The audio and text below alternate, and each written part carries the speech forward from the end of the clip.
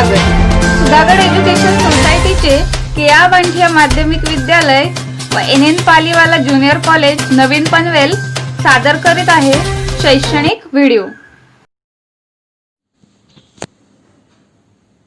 Structure of modern periodic table. In this table, there are 7 horizontal rows. These 7 horizontal rows are called as periods. And similarly, the 18 vertical rows. And these are called as columns. In this modern periodic table, these are 7 horizontal rows and 18 vertical rows. या 7 आडव्या ओळी आहेत आणि 18 उभ्या ओळी आहेत. आडव्या ओळींना आवर्त असं म्हटलं जातं किंवा पिरियड्स असं म्हणतात आणि उभ्या ओळींना कॉलम्स किंवा गण असं म्हणतात. And the arrangement of these periods and groups results in to formation of the boxes.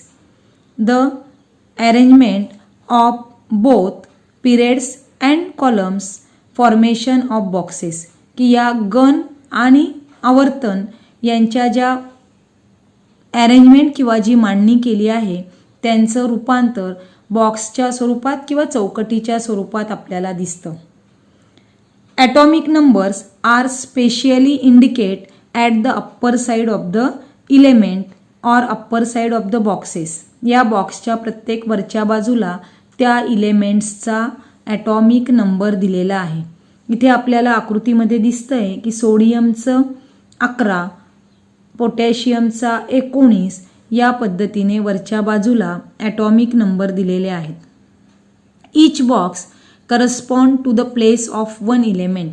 प्रत्येक बॉक्समध्ये एकच इलेमेंट अस्तित्वात असतो. Apart from the 7 rows, 2 rows are shown separately at the bottom of the periodic table.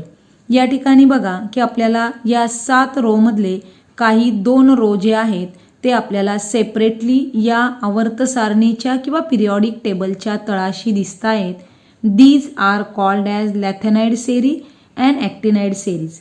यांनाच lanthanide आणि actinide series असं म्हटलं जातं. In these periodic table there are 118 boxes are present and in these 180 these 2 are also including. या 118 मध्ये ह्या 2 line सुद्धा त्या ठिकाणी इन्क्लुडिंग किंवा त्यांचा सुद्धा समावेश आहे. It means that there are 180 places for element in the modern periodic table. म्हणजेच या पूर्ण टेबलमध्ये आपल्याला 118 इलेमेंट्स अस्तित्वात त्या ठिकाणी आहे किंवा हे 118 मूलद्रव्यांचा शोध लागलेला आहे.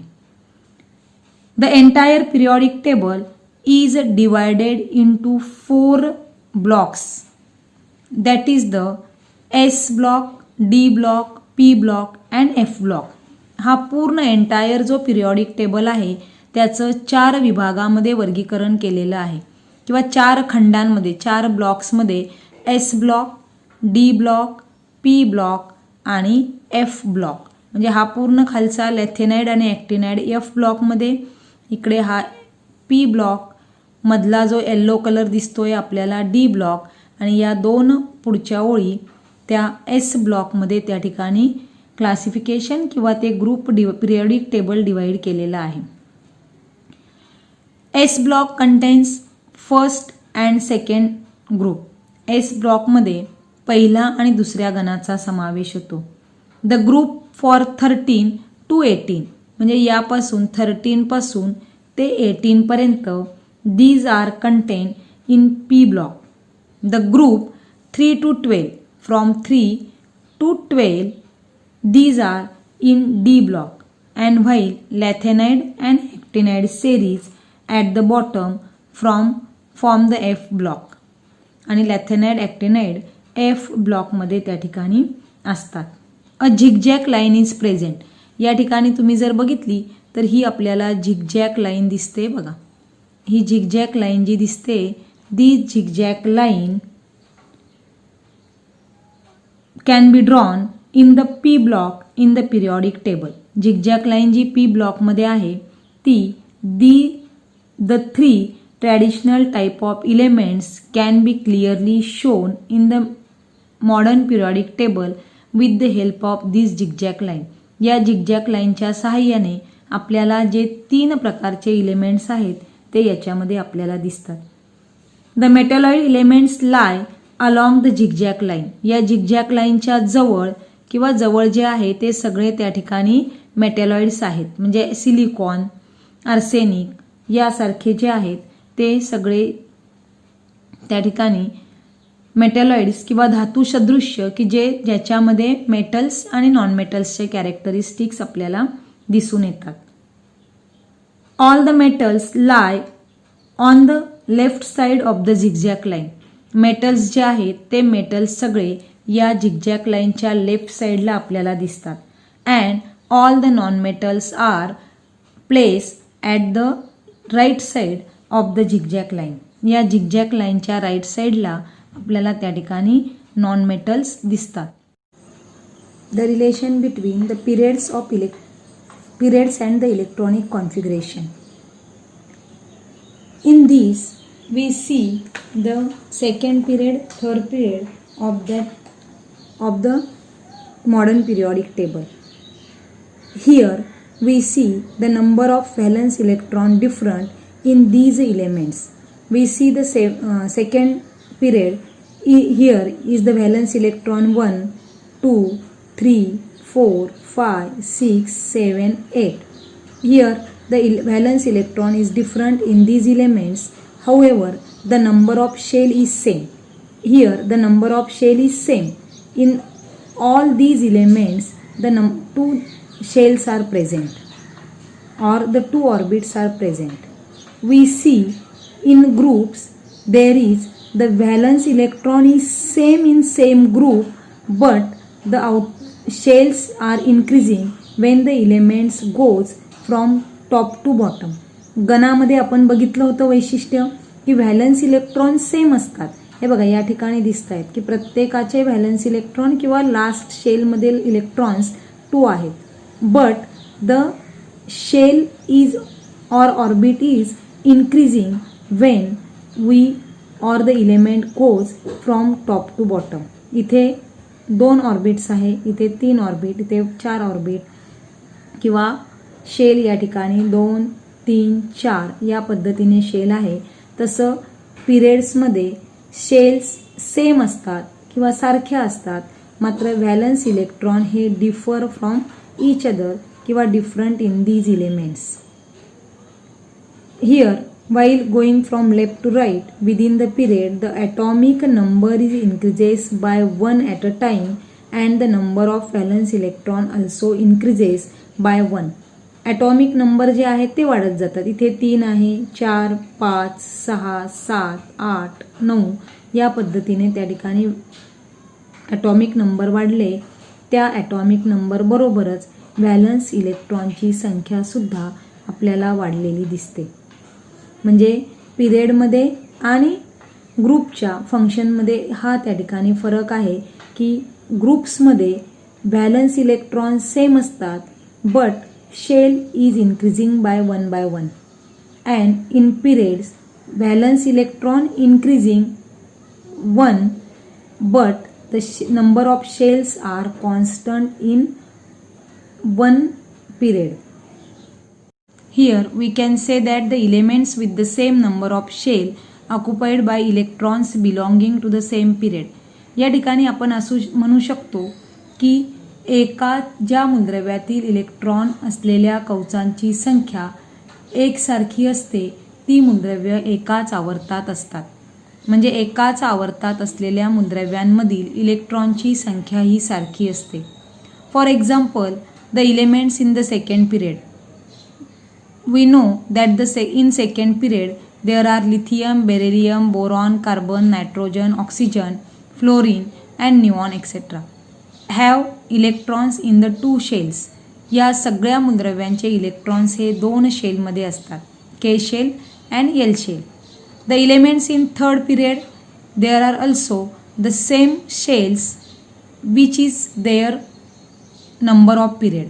त्यांचा जो नंबर ऑफ पिरियड आहे म्हणजे थर्ड पिरियड आहे म्हणजे त्यांच्या सगळ्यांच्या शेल्स त्या इलेक्ट्रॉन्सच्या from sodium to argon there are 3 shells KLM and these तिसऱ्या आवर्तनात 3 शेल असतात, दुसऱ्या आवर्तनामध्ये 2 शेल त्या ठिकाणी असतात. Next is the periodic trends in the modern periodic table. म्हणजेच आधुनिक आवर्त सारणीमधील आवर्ती कल. आवर्ती म्हणजे पुन्हा पुन्हा जी क्रिया घडते त्याला आपण आवर्ती किंवा पिरियॉडिक ट्रेंड्स असं म्हणतो. When the properties of the elements in a period or a group of the modern periodic table are compare certain regularity is observed in their variation is called as the periodic trends in the modern periodic table. आधुनिक आवर्त सारणीच्या एखाद्या आवर्तातील किंवा एखाद्या गणातील मूलद्रव्यांच्या गुणधर्माची तुलना केली असता त्यांच्या होणाऱ्या बदलांमध्ये काही नियमितता दिसून येते किंवा जे बदल होतात ते कालांतराने पुन्हा पुन्हा होतात किंवा ठराविक कालावधीनंतर दिसून येतात. That is called as the periodic trends in modern periodic table किंवा त्याला आवर्ती कल, आधुनिक आवर्त सारणीतील आवर्ती कल असं म्हणतात. In this standard we only study 3 properties of elements: valency, atomic size, metallic and non metallic character. याच्यामध्ये आपण जो पिरियॉडिक ट्रेंड्स बघणार आहोत तो फक्त 3 प्रॉपर्टीजमध्ये, व्हॅलन्सीमध्ये, ॲटॉमिक साईज, मेटॅलिक आणि नॉन मेटॅलिक कॅरेक्टरिस्टिक्समध्ये. First properties that is the valency. We know the valency means the number of electrons present in the outermost shell of its atom, that is the valence electron, and the valency is determined of an element by the number of electron present in the outermost shell. की आपण valency ही त्या मूलद्रव्याच्या last outermost शेलमध्ये किती electrons आहे त्याच्यावरून आपण valency ठरवतो. किंवा valency आपण असं सुद्धा म्हणू शकतो, the capacity of the element or the capacity of the electrons of elements which react with other elements, that is called as the valency. Then next is atomic size. Second is atomic size. Atomic size, the size of an atom is indicated by its radius. An atomic radius is the distance between the nucleus of an atom and its outermost shell. आता atomic size किंवा अणूचं आकारमान आपण कशाला म्हणतो, तर आकारमान हा द्रव्याचा एक गुणधर्म आहे आणि अणूचं आकारमान हे त्याच्या त्रिज्येने दाखवलं जातं. And the radius means the distance between the nucleus of an atom and its outermost shell. आता या ठिकाणी आपण जे ॲटमचं जे रेडियस बघितली ती रेडियस प्रामुख्याने हे ॲटमचं न्यूक्लियस आहे आणि त्याच्या outermost nucleus, distance of the nucleus to the outermost shell, म्हणजे या लास्ट शेलपर्यंतचं जे अंतर आहे त्याला आपण रेडियस असं म्हणतो आणि या रेडियसवर त्या अणूचा आकार त्या ठिकाणी अवलंबून असतो. Then the radius of an atom called the atomic size depend on the radius of an atom. Atomic radius goes on decreasing while going left to right. Atomic radius is decreasing when the elements are going from left to right within a period. पिरियडमध्ये एका पिरियडमध्ये ज्यावेळेस elements लेफ्टकडून राईटकडे जातात त्यावेळेस त्यांची atomic radius कमी कमी होत जाते. The atomic number increases by 1 meaning the positive charge on the nucleus increases by 1 unit at a time. However, the additional electron gets added to the same outermost shell and due to the nuclear charge of the electrons are pulled towards the nucleus to a greater extent and thereby the size of atom decreases. एका आवर्तनात electron हे left to right जाताना त्यांची atomic radius त्या ठिकाणी कमी कमी होत जाते. म्हणजेच त्या ठिकाणी त्यांच्यामध्ये आपण बघितलं की एकाच पिरियड्समध्ये जे इलेक्ट्रॉन असतात त्यांच्यामध्ये सेम शेल असतात. म्हणजे फॉर एक्झाम्पल सेकंड पिरियडमध्ये जे इलेक्ट्रॉन्स आहेत त्यांच्यामध्ये दोनच शेल असतात. मात्र ज्यावेळेस ते लेफ्ट टू राईट जातात त्यावेळेस त्यांच्यामध्ये एक एक इलेक्ट्रॉनची संख्या वाढते आणि ही संख्या वाढली म्हणजेच त्याच्यातील जो पॉझिटिव्ह चार्ज आहे तो पॉझिटिव्ह चार्ज त्या ठिकाणी वाढत जातो. म्हणजे या ठिकाणी फ्रॉम लेफ्ट टू राईट जाताना शेलची संख्या सेम असते किंवा शेलचा नंबर कॉन्स्टंट असतो. याच्यामध्ये 3 शेल्स असतात. मात्र याच्यामध्ये एक एक इलेक्ट्रॉनची संख्या वाढते. सोडियममध्ये लास्ट ऑर्बिटमध्ये 1 असतो, ह्याच्यात लास्ट ऑर्बिटमध्ये 2, ॲल्युमिनियममध्ये 3, सिलिकॉनमध्ये 4, 5, 6, 7 आणि 8. म्हणजे लास्ट ऑर्बिटमधले जे इलेक्ट्रॉन्स असतात ते वाढल्यामुळे तिथे केंद्रामध्ये किंवा न्यूक्लियसमध्ये पॉझिटिव्ह चार्ज वाढतो आणि इलेक्ट्रॉन्स न्यूक्लियस किंवा लास्ट ऑर्बिट जे असतं ते त्या न्यूक्लियसकडे पुल केलं जातं किंवा खेचलं जातं आणि म्हणून खेचलं गेल्यामुळे त्याची ॲटॉमिक रेडियस त्या ठिकाणी ॲटॉमिक रेडियस और atomic size is express in the unit picometer and the unit picometer is smaller than the unit nanometer. 1 picometer is equal to 10⁻⁻12 meter. Then we see the atomic size in group. Group मधली atomic size आपण बघू. When the elements goes from top to bottom, we see that the atomic shell, the orbit or the shell of the atom is increases 1 by 1 from when goes to top to bottom. वरून खाली जात असताना एक एक atomic shell वाढते. For example बेरेलियममध्ये 2 shell असतील, मॅग्नेशियममध्ये 3, कॅल्शियममध्ये 4. या पद्धतीने ॲटॉमिक शेल वाढत जातात आणि जसजसं ॲटॉमिक शेल वाढत जातात their radius also increases. For example 2 shells असतील तर 2 शेल्समध्ये from nucleus to last radius म्हणजे last orbit, the distance between the nucleus and the last orbit हे एवढं असेल तर शेल इन्क्रीज ज्या वेळेला होते the distance between the nucleus and the last orbit is increases and therefore the atomic size also increases when the elements goes from top to bottom in group. आणि त्यावेळेला वरून खाली जात असताना किंवा ग्रुपमध्ये ॲटॉमिक साईज ही इन्क्रीज होत जाते आणि त्या अणूचे आकारमान वाढत जाते आणि म्हणजेच केंद्रकामधला किंवा न्यूक्लियसमधला चार्जसुद्धा वाढतो आणि त्यामुळे त्या अणूचे किंवा त्या ॲटम्सचं आकारमान वाढताना आपल्याला दिसून येतं. Next one, metallic and non metallic characters of element. We already studied that the metals are on the left side of the periodic table and the non-metals are on the right side of the periodic table. It is seen that the metallic elements sodium, magnesium are towards the left and the non-metallic elements such as sulfur, chlorine are towards the right. We see here the periodic table. The sodium, magnesium are on the left side of the periodic table and that is the phosphorus, sulfur, chlorine. These are the non-metals and that are the right side of the periodic table. A similar pattern is also observed in the other periods.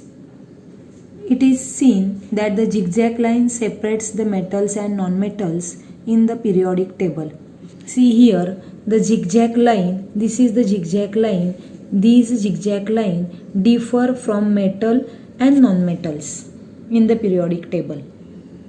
And Elements appear to have arranged in such a way that the metals are on the left side of this line and the non-metals are on the right side, and metalloids are along the zigzag line or the border of these line.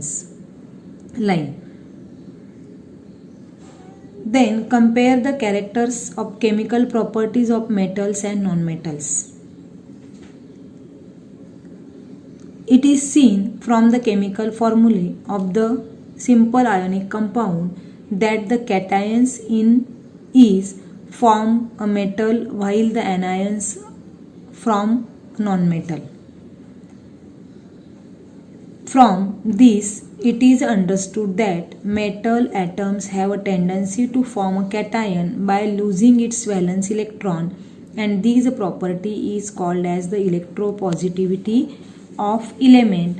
And the other hand, an atom of a nonmetal has a tendency to form an anion by accepting electrons from the outside into its valence shell.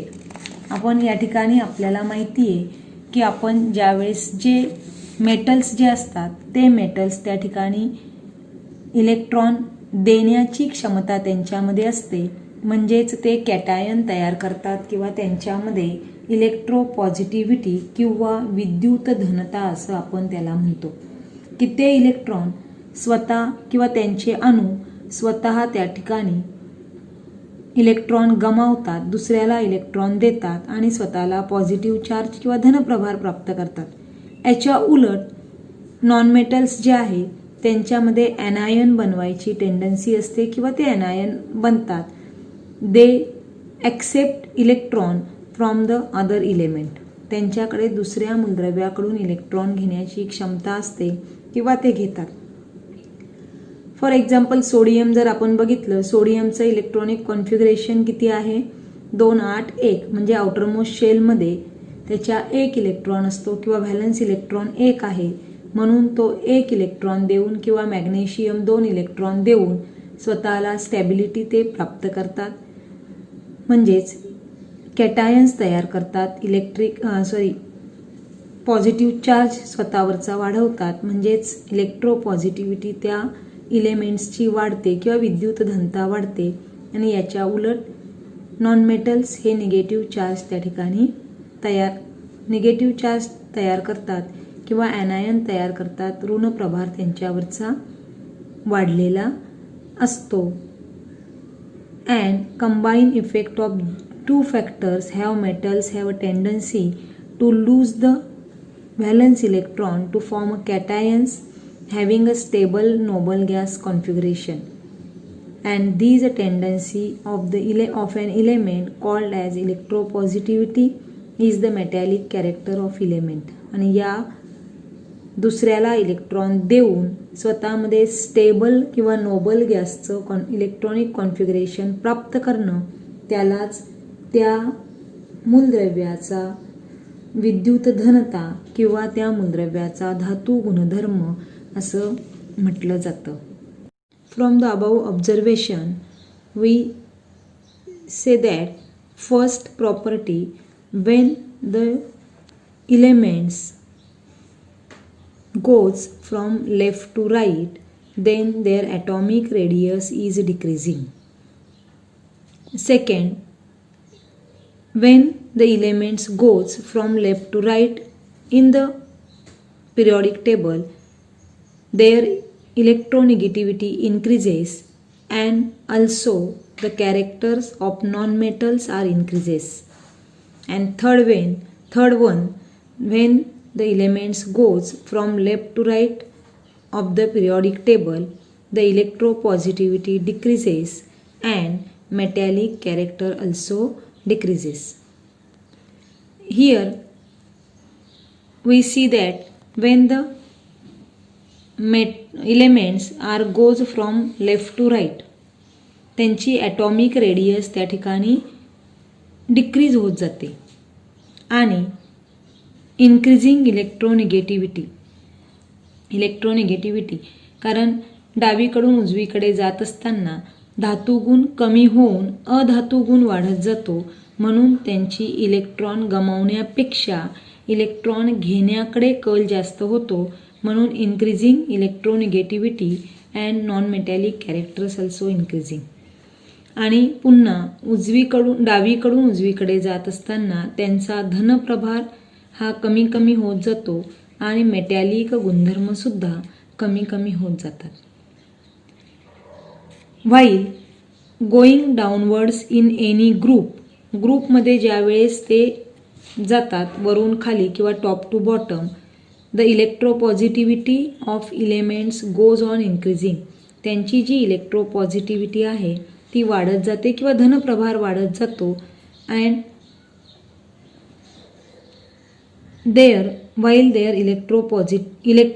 Electronegativity वाढत जाते आणि इलेक्ट्रोपॉझिटिव्हिटी कमी होत जाते. आणि larger the electropositivity or electronegativity of the element higher the रिॲक्टिव्हिटी.